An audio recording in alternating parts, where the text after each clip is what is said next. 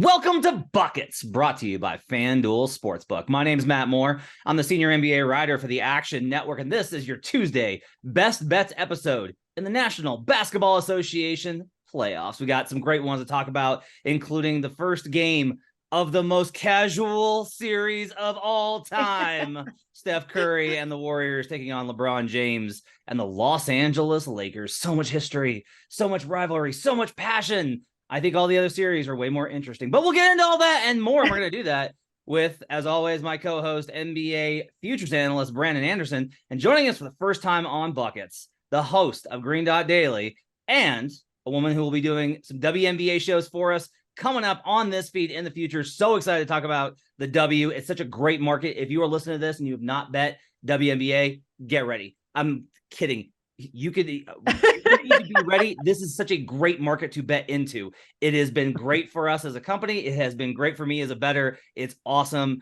Maria, so glad to have you on board. Thanks for joining us today. Thank you for having me. I'm excited to get buckets with the both of you and talk NBA as well. All right, so we're going to do two segments here. We're going to do three segments, actually. We're going to do one big takeaway from the weekend, and then a little bit later on, we're going to do our picks. And what we're going to do is Brandon's going to give his pick and I'm going to give my pick. And then Maria's going to decide between the two of them which one is better. And if she chooses Brandon, she'll never be back on the show. So she just needs to keep that in mind before we get started. We're going to do one big weekend takeaway. Obviously, a lot happened in the association over the weekend. We do have series previews up for a number of series. You should check those out in the feed. Brandon, if I ask you for one big takeaway, like big picture, one big takeaway from the weekend, what do you have? Yeah, I mean, other than Steph Curry having the greatest Game 7 in NBA history, that would be my second takeaway. But I think Nuggets Suns played out exactly like both you and I talked about on the series preview.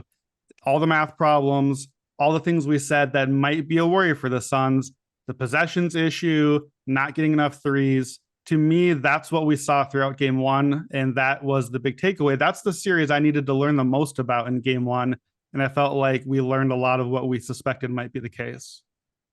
For my big takeaway, I gotta say, we lost the 2 seed in Memphis Grizzlies. We lost the 3 seed in the Sacramento Kings. So we now have a 6 versus a 7 in a semifinal series. That's interesting.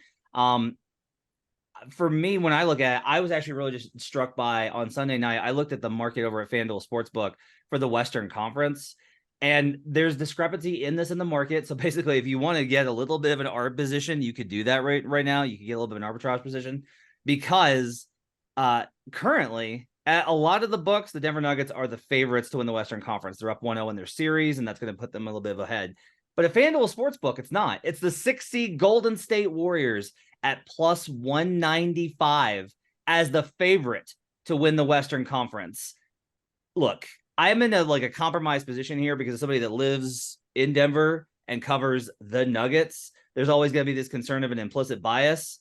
If I lived in Saskatoon, if I lived in Vancouver, if I lived in Guangzhou, if I lived in Mexico City, if I lived in Tallahassee, I would still tell you this line is incredibly insulting to the Denver Nuggets, who finished with the number 1 seed in the Western Conference, are dominant at home, beat Kevin Durant, Devin Booker in Game 1, need fewer wins than anybody else to win the NBA title, and are behind the Golden State Warriors because the Warriors beat the Kings.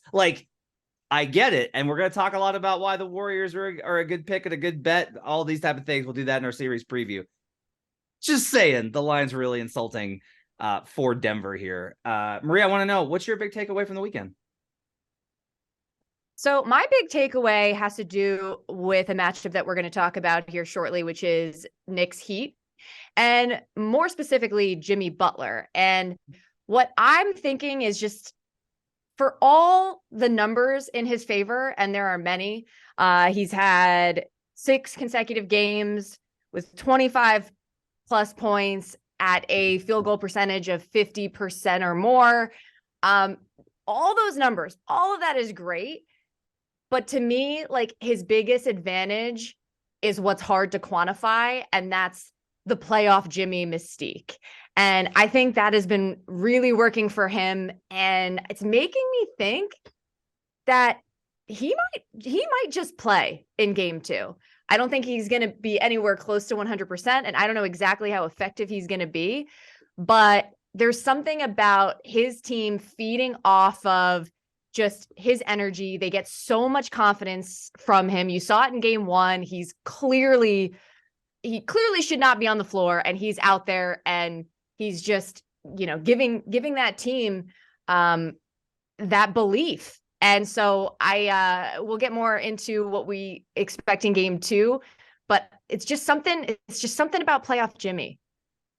And it's interesting just because I talked to a really smart bettor a few years ago, and he told me that the NBA is the only sport where he bets the narrative.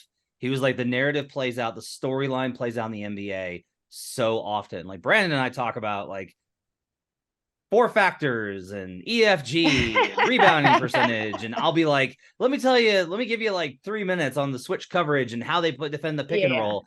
And like a lot of the time, it really is just like certain teams win and certain teams lose, and certain players win and certain players lose. And Jimmy Butler is an absolute certified winner. I will say that, as we will get to this game in just a second, if the Knicks were to lose game 2, I would be demanding they get sent back to the first round and we get to play the Cavaliers again, because I'm never going to let go of this. This should not be the Knicks in the second round. This is a completely fraudulent series. I'm very mad that we have it in general. But that leads us into, I'm going to go ahead and call this Maria Meets the Market. So what we're going to do here is Brandon and I are going to give our best bets for the games that we have on tap for Tuesday. And then Maria's going to decide between the two of them which one she leans towards the most. She's going to pick between the two of us. Brandon, you get to go first. What's your best bet? Knicks Heat game 2. The Knicks favored in this one. Jimmy Butler is going to be getting treatment continuously up until game time. Eric Spoelstra said that he's a game time decision. Spoiler alert, every Miami Heat that has ever existed has been a game time decision. There has never been a player they've been like, yeah, definitely in or definitely out. Not how they operate. The Knicks opened 4.5.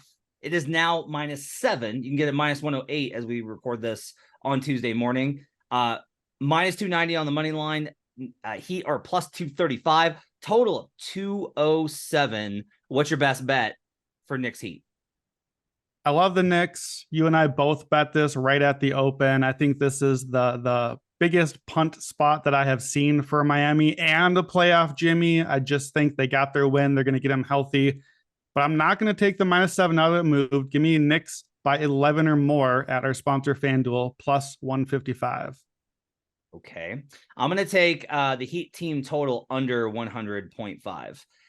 We don't like to talk about stale lines on the show. It's just not fair to you, right? And so, like, as much as I want to be like, we bet this immediately at -4.5, it's not fair to you. I will say you should definitely go download the Action Network app and turn on notifications, because like our whole crew is like, immediately, let's hammer the Knicks here in game 2.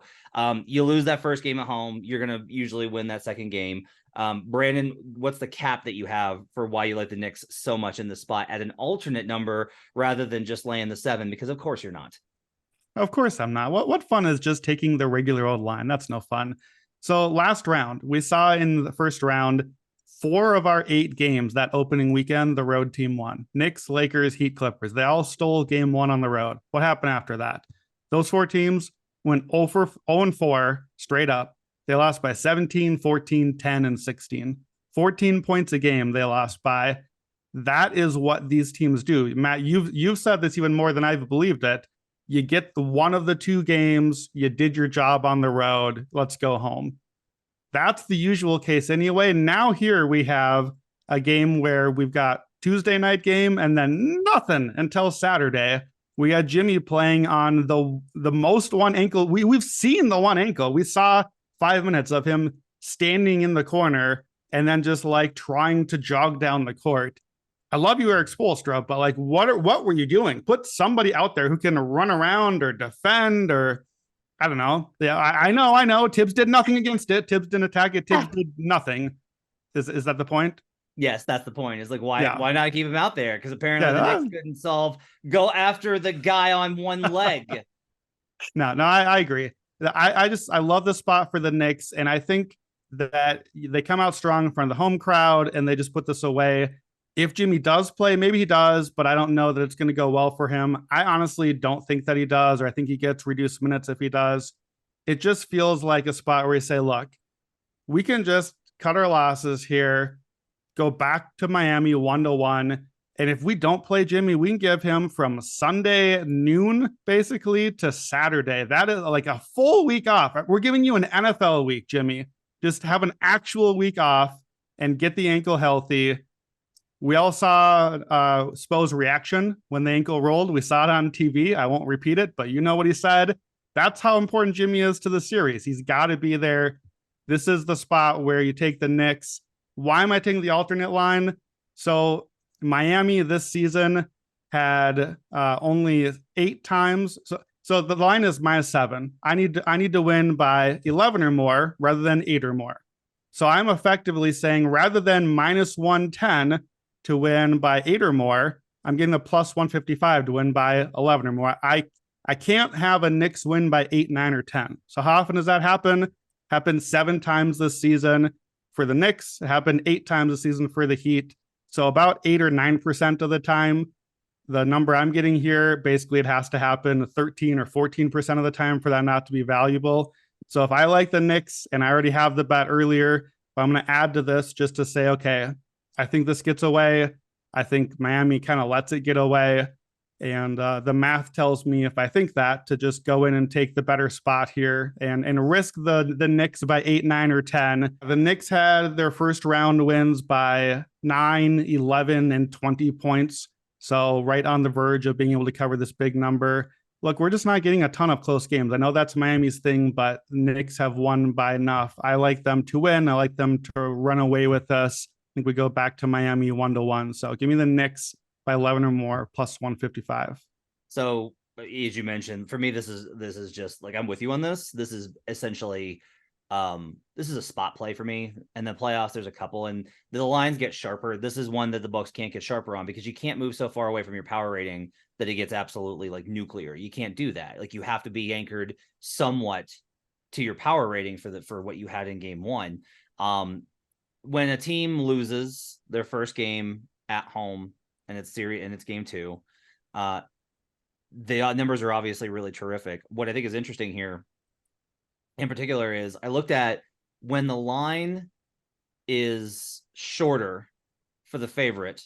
So you're favored by more than you were in the previous game. And like, some of this is Jimmy's injury for sure, but they also like Jimmy should affect the line, right? Like, Jimmy's availability should impact what this number is. When the line is shorter, 54-13 straight up at 81%, 57-36-1 at 61% against the spread. So like, they destroy in these games. By the way, the average margin in those games was 9 points across since 2003. So like, we have like a pretty substantial history. If we just look at lost the previous game, we're still at 61% against the spread. They win slightly more.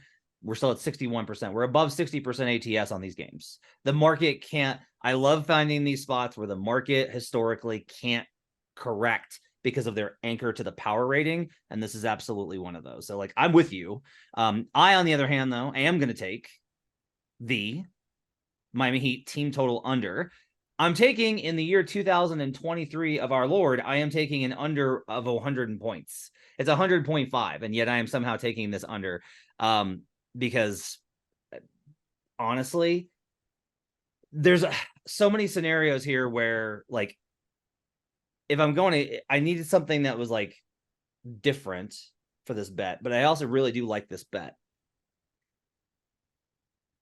The Heat can win this game if the Knicks offense implodes again. And they can do that with their defense. But their offense, after being absolutely hellacious versus the Milwaukee Bucks, crashed down to earth in game 1 of this series. Now, they still put up some pretty decent numbers. Part of it was that the first game was so slow. It was an incredibly slow game. Miami was plus 4.3 in transition points versus the average, but they only operated in it like 8.4% of the time. That's extremely low. The number of transition points in this series was absolutely just glacial. It was a really slow game. And so you have this like really slow kind of half court game. And both these offenses were fine in game 1, but not great. Without Jimmy, look, if Jimmy is compromised, much less if he doesn't play, right? Like, even if he's just compromised, they're down so much shot creation. No Tyler Hero, no Victor Oladipo, no Jimmy Butler. Like it took Kyle Lowry looking like 2015 Kyle for them to get that game. Like they still could have lost that if Kyle doesn't play as well as he did, and if RJ Barrett was, you know, a player that you should have on your team. And so, like, to me, there is a really good opportunity here to bet an under against the Heat. If you don't want to mess with the Heat because you don't believe in the Knicks, this is a good opportunity to go the other way. This really could be like one of those 1990s type of games, throwback to Alonzo Mourning and Patrick Ewing, who are in the stands for game one. I believe that this is a really slow possession game. 95 possessions for Miami in game one. They scored 108. Take out the impact of Jimmy. Jimmy's defense matters, but this is still a very good Heat team in terms of schematically. And I'll take the under team total of 100.5. Maria, okay, it's your turn. Between the two of us, which side do you like? Put me on the spot. So I got to decide which of those bets I feel more comfortable with. And look, obviously you both are well prepared and have great arguments. I'm going to start with Matt since we're just coming off of that. I do kind of like the under for the Heat team total. Look, they scored 102 in game one, and that was with Gabe Vincent scoring 20, Bam Adebayo scoring 16, Kyle Lowry, to your point, scoring 18. I don't think that the Heat role players are going to play as well in game two as they did in game one. Now, that's regardless of anything to do with Jimmy Butler. So I do kind of like that. Now let's talk about Brandon's bet. So for the Knicks to win by 11, I'm a little hesitant. I think you originally got them. I know you're playing them up to 10.5, but correct me if I'm wrong, Brandon. You originally bet them at what, -4.5? Correct. Yeah. Which I love, and I wish I jumped on that. Now we're at -7, and I'm teetering. And the reason is, I heard what you said about obviously game two, all of that. I fully expect the Knicks to win this game, and I'm pretty sure they're going to win by 7. I'm struggling with the 11. And if Julius Randle was fully healthy, I'd be a lot more inclined to bet up to that number. And let me just be clear. I think that the Knicks are going to make so many corrections in this second game, regardless of Randle's status. So like, even if Randle doesn't play, I think that they're not going to let Miami get out in transition, especially a Jimmy Butler if he plays and if he's hobbled. I think they're going to shoot much better from three, particularly Jalen Brunson. I just think he's going to be better overall. Like for him to go 0 of 7 from three is an anomaly. This is a random side note, but also, why is Obi Toppin shooting more threes than literally anyone on the floor at 11? I don't think that shot selection happens, even though he was decent and made 4 threes. I do think they're going to go at Butler a lot more if he does play on both ends. So like if he has the ball on offense, they are going to be locking him down. And defensively, I don't think Butler is going to be as effective if he plays. So yeah, all of these things are pointing me towards Knicks, and Knicks even -7. And I actually thought they were better at home against the spread than they are. Matt and I went over this right before the show. 21, 22, and 1 against the spread at home. That's not as good as I thought. That being said, it's just that 10.5. Brandon, that I'm struggling with. So I think I have to lean with Matt as Matt has this big grin on his face for this. Oh, and you know what? One other thing, I'm sorry. This kind of goes back to my big takeaway about like the Jimmy Butler mystique. Yeah, all the numbers that you're saying, again, make so much sense. But what I'm saying about him is it goes beyond the numbers. And I think him playing in game two, it might not be the smart thing on paper, but I feel like it would be more valuable to them in the series than say in game two. Like it just keeps feeding that oh, we're so tough and we're going to out tough you and we're going to outwork you, even though we're like the, potentially the underdog and all that stuff. So just wanted to throw that out there as well. One reason I like the Cavs in games 3 and 4, and they lost both and didn't cover in either, was actually because my numbers have the Knicks as having actually like a negative home court advantage relative to the league average. Like their their impact at home has been really poor. Like it's not just the spread either. Like their overall net rating at home compared to their road numbers is poor. Like that's just who they've now been. I'm gonna let Brandon respond because there's a very good chance I could be completely eating my words here. Well, actually, what I wanted to ask Brandon was, I know Brandon has this, is Brandon, give me the math. Give me the math on why the plus 155 is a better play here than the 7. Yeah, I tried to not go too into the weeds on the numbers, but really that's the angle is, to me, I still like the Knicks -7, Maria. I agree with you. I can't play it right now at -7 when I have a 4.5 already. That's not helpful to a listener. Good for you. So here's the math. Most books you're going to get a -110 on the straight spread. Some books -115, but we'll do 110. That's a 52.4% chance you need to hit your bet to win. Mine at plus 155 is 39.2%. So basically, there needs to be a 13% chance that the Knicks win by 8, 9, or 10, and I lose my bet, but the Knicks cover the normal spread. That has to happen 13% of the time for this not to be a better play. I don't have the historical NBA playoff number of how often does the favorite by 7 win by 8 to 10. I don't have that, but from the season, the Knicks won by that much, that exact margin, 8% of the time. The Heat lost by that much, 9% of the time. To me, it's just it's a math thing. I like the Knicks. I like the spot. Let me get the best version of the number that I can. And I think that the 11 plus is a better payoff version of the number, which that's me. That's why I always have to follow my math. So that's the reason. I would feel better about just winning by 7. I'm just going to go for the payoff that makes it worth it to me. Yeah, if Brandon ever has an opportunity, if it's like, oh, hey, here's like a nice -110 number that you like, Brandon's always going to be like, but what if? Yeah. That's well, look, and that's why you are an expert. And I fully admit that, as a sports talking head, I am, I go a lot by narrative. I think both of you have an edge, and our whole Action Network talent roster has an edge because of the numbers. So I'm totally with you there. There's something about the Knicks playing at home. I think with the relative amount of success they've had like this year and like a couple years ago when they made the playoffs, is like the weight of the world is on their shoulders with this fan base. And Julius Randle hasn't always responded with that pressure of like, we're going to take the Knicks back to the promised land. Now, the difference is I think Jalen Brunson is built a little different, and I think he is going to respond big time. So yeah, it's look, the math, you gave me the math and I support it, but my verdict still stands. Brandon, before we move on real quick, are you with me? I like this number less if Julius Randle plays. I don't know that I have a strong lean on that way. I understand it. We've talked about Randle enough. Here's what I don't want. I don't want anybody who I have questions about their composure versus Miami in a playoff game that you need to win.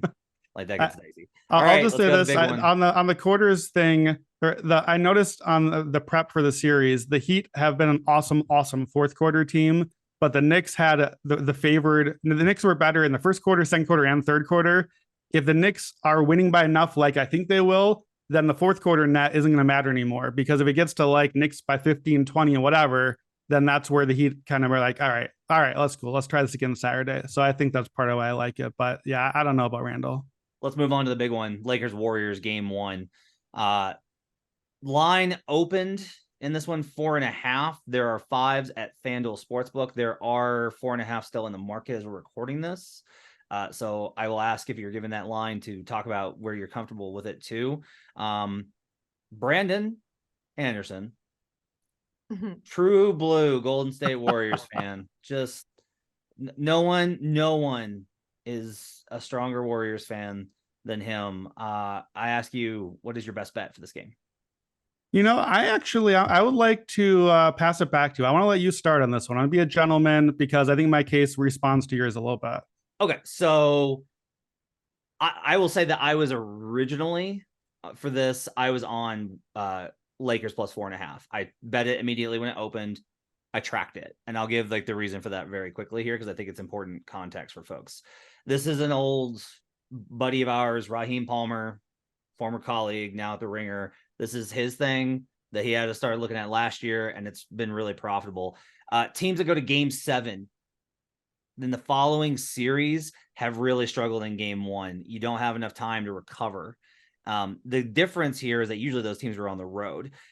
Historically, since 2003, teams that played in Game 7 before this round, 22-37 straight up, 24-34 at just 41% against the spread.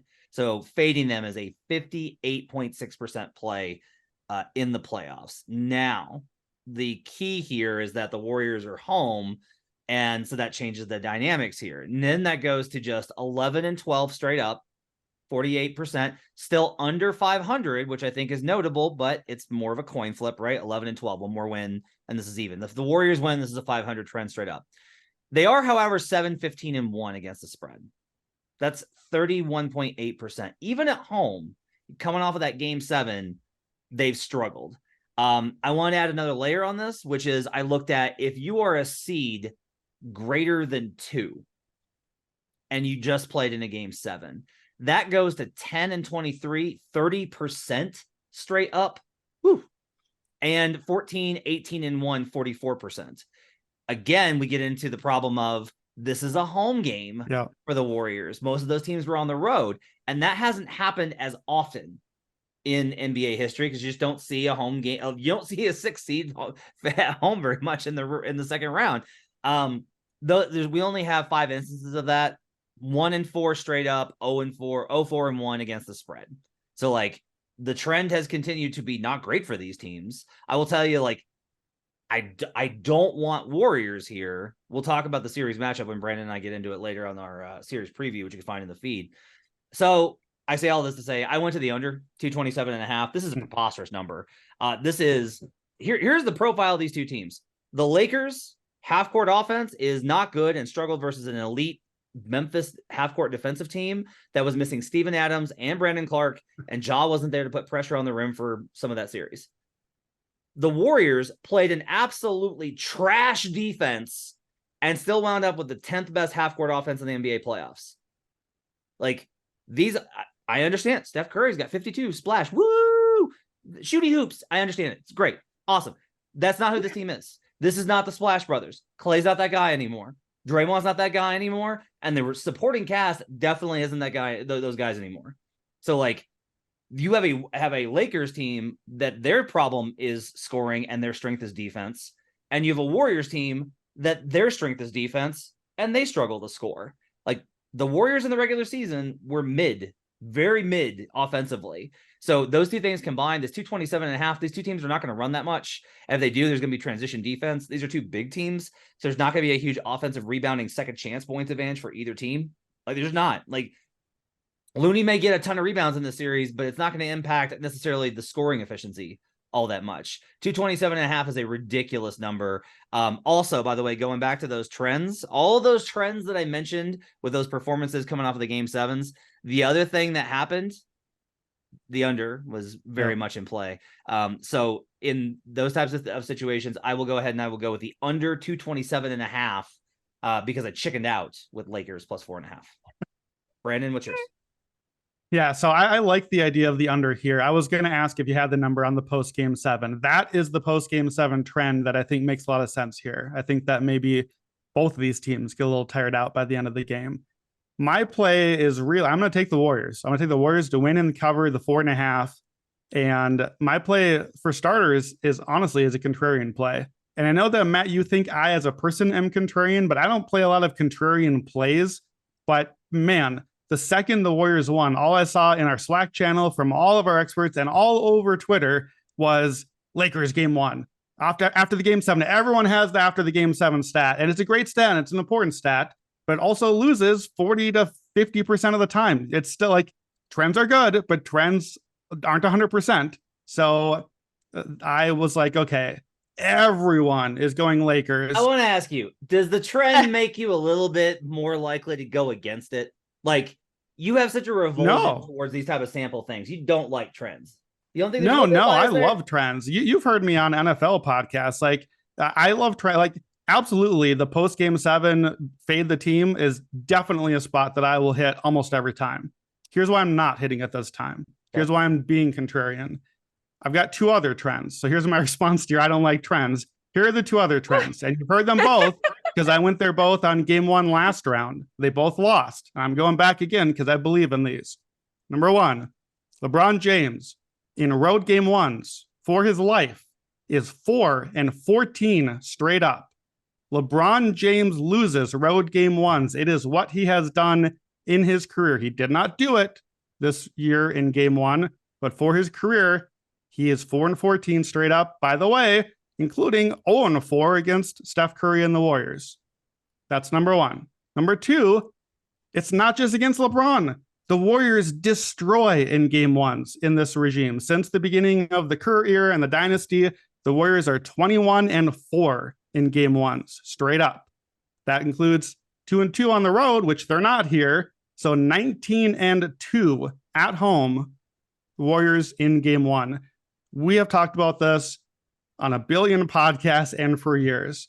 LeBron feels the series out early. LeBron tries to get his teammates going. He just the numbers are a little lower. His median, his average stats are all a little bit lower. He gets a little more assists early in the series. This is what LeBron does. He kind of tries to solve the puzzle a little bit. The Warriors, on the other hand, are a completely different animal. Matt, we've talked for forever how stagnant and not great the Grizzlies half-court offense is. That's what the Lakers have been playing for a couple of weeks. Guess who's not that? The Warriors. All the threes and all the back cuts and all the easy 2s at the rim and all the relocation 3s. Who's defending the 3 for the Lakers in this series? Is it Dennis Schroeder? Is it D'Lo? These guards are going to get cooked by the Lakers. I know we're trusting the defense, but early in the series, there are a lot of individually negative defenders on Los Angeles. And I think Golden State, we've seen many series time and again. They get the easy looks and they're going to hit the 3s, I think, in the series. I like the Warriors in game 1. I will almost always pick them in game 1. I will almost always pick against LeBron on the road in game 1. Those are 2 of my most tried and true trends that I have trusted over the years. We don't get a lot of steady, faithful trends like this specific to a team or a player in the playoffs because it's all a small sample. The only teams and the only players we have real sample for are the Warriors and the LeBrons. So these are the 2 trends that I trust. I will bet against LeBron game 1 on the road. I will take the Warriors at home. Give me them to cover the 4.5. He just wants this because he wants an opportunity to bet against LeBron. Like, I'm just gonna be real with you. He just this is like the ultimate Brandon series. Like, so be it. So be it. Versus LeBron. All right, Maria, which between is under 227.5 or Warriors minus 4.5? Okay, so I do like both of these bets. However, this time I'm going to give the edge to Brandon. Disclaimer, I did kind of like the Warriors minus the points already. With your cases, Matt, and again, I still like the pick, but I have to pick one of these. And the fact that the Warriors are at home kind of changes everything and does make your trends a little bit less jarring. I totally agree with what Brandon was saying about LeBron. So when I think LeBron, I think he doesn't care so much. He cares more about the long game and the end game. Like, it's not going to shake him to lose game 1. He's like the kind of person that thinks like we're going to be fine. And he should feel that way. I mean, it's LeBron. So he's chilling. Even if they lose game 1, LeBron's kind of chilling. It's not going to determine whether or not they win the series. Whereas on the flip side, I think the Warriors kind of have to win game 1 to win this series. This is not a situation and again, I know they were on the road with Sacramento, but it's not like a situation where they can go down 0-2 and still win the series. That's not going to happen against LeBron and AD. So it just makes that game 1 win so much more urgent for them. And that's really what it comes down to. I'm worried about it being a trap game because it's not every day that Steph Curry drops 50 points in a winner go home situation. And so I do worry a little bit about a letdown, But to Brandon's point, LeBron is not great in game ones, and the Warriors are very good at home, even against the spread.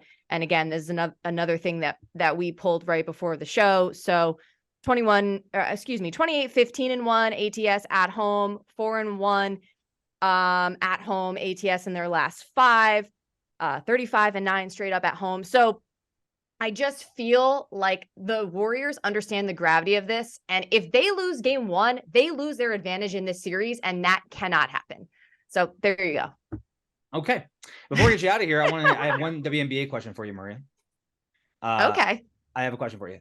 Is there any reason to bet a future in the WNBA on a team other than the New York Liberty or the Las Vegas Aces, which I have futures on both? So the only reason I can think of really to place a bet on a future other than the Liberty and the Aces is a player by the name of Elena Deladon, who has said that she has had her greatest offseason ever. She is actually getting strong for the first time in a few years rather than rehabbing. And the only reason I put this out there is the Mystics are plus 1,400. So it almost just, I feel like if there's anywhere where it's worth putting a flyer, I think we've forgotten about just sort of the greatness of Elena Deladon. And so there's that value. I am a little bit intrigued by Brittany Griner's return and also Diana Taurasi kind of being in the twilight of her career. Do we see Skylar Diggins-Smith return from pregnancy midway through the season? Does that put them over the top? Now, remember, BG was playing like an MVP when the Mercury made it to the finals in 2021.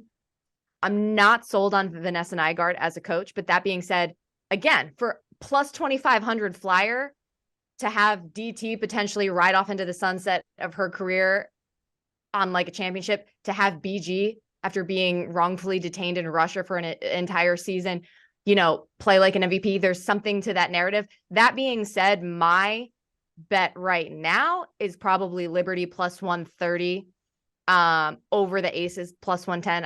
I like, it's not a lot of value, but a little bit more value. And I do kind of give the Liberty the advantage, particularly in the post. I just think with Jonquel Jones and Brianna Stewart, who, for my money, Brianna Stewart is the best player in the world. That's just how I feel. And you also have like Dolson's a really great role player in the post there. And so I give them a slight edge talent wise over the Aces, because I would say typically, okay, Liberty don't have that championship pedigree, but okay, now they have Brianna Stewart. Now they have Courtney Vandersloot, who has won a championship. So that's kind of where my mind is. But again, if you want to have a little fun and find some value elsewhere, I am intrigued by the Mystics and Mercury. I'm betting the Mystics as soon as we get off this pod. I'm betting the Mystics as soon as we get off this I pod. convinced you. Yeah, man. Elena, that is a bad woman. She is amazing. They are back at full strength. They should be like I've noticed this trend where it's like the WNBA seasons, because of the overseas work, the finals runs takes a lot out of the championship team. You've seen that with the Storm. Yes. And then it takes them like a year to recover, and then they're right back into it. So like, yeah, with already having built positions on the Aces, and like I was heavy on, I hit the Liberty like in the app. I hit it as soon as the season was done, because I started hearing about, hey, Stewart may go to the Liberty. So smart. I wish I did that. And So, just to your point, I know we got to get out of here, but one more thing to your point about the Aces. So just last time the WNBA had a repeat champion was 2002. So over 20 years. So it's just really hard to go back to back. What a great poll, Maria. That's awesome. All right. That's Maria. You can check her out on Green Dot Daily every day in the Action Network app. She's the host. She's going to be here on Buckets with us doing WNBA and some more NBA playoff stuff with Maria Meets the Market. Maria, thanks so much for joining us. Thank you. And I'll be back to completely lick my wounds if I was wrong on either of the picks that I made. I will give both of you the credit if you were right and I was wrong. All right, we'll be back. You'll be in the feed. You'll be able to find our Lakers Warriors preview. Brandon and I are going to record that right now. Make sure to download the Action Network app. My thanks to David Payne, our producer. We'll see you guys again next time. Until then, let's get buckets.